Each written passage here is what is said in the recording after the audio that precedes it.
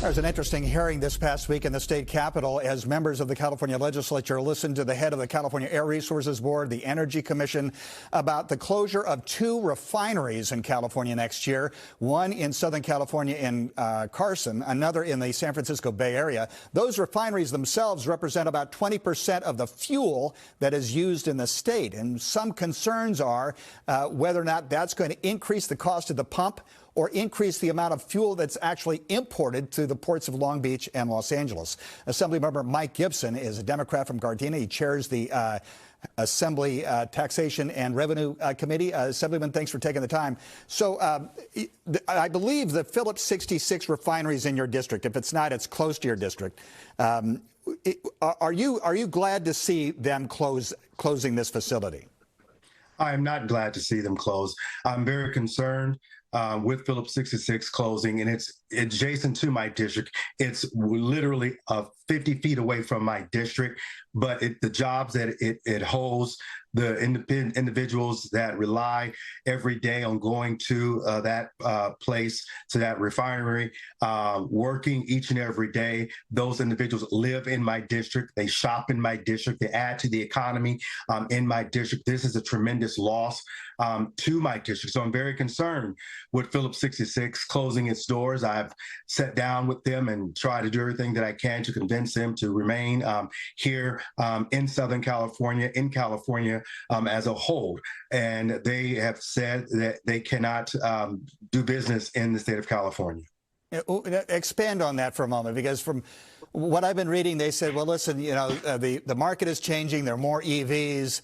The regulatory agencies have imposed on the refineries in California very stringent regulation that makes it very difficult for them to remain in the state of California. That means that they won't have the tax, they won't pay the taxes to the state of California. And that also means that they won't be able to provide the jobs. We should all be concerned by that, but also we should be concerned by the fact that if they go down and they leave, then what will happen to the supply?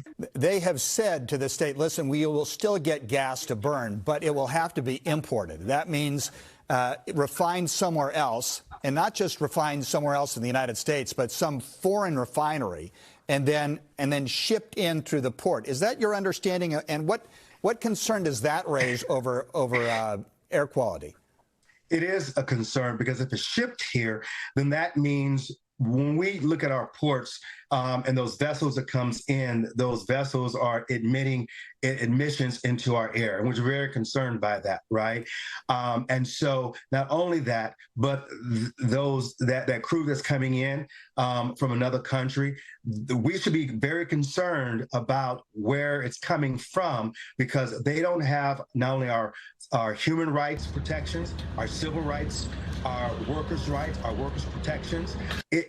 We cannot feel comfortable and feel that we have accomplished a particular goal by driving out this company. What we should be doing is making sure that the remaining companies, that we're working with those remaining companies so that they can stay here, because we have the most safest and cleanest fuel than any state in the world. And these companies have been working to making sure they meet these standards and meet these goals and objectives that these regulatory agencies and the legislature have in fact set. However, I'm concerned that we have gone overboard, that have driven these companies away from the state of California and are also out of business.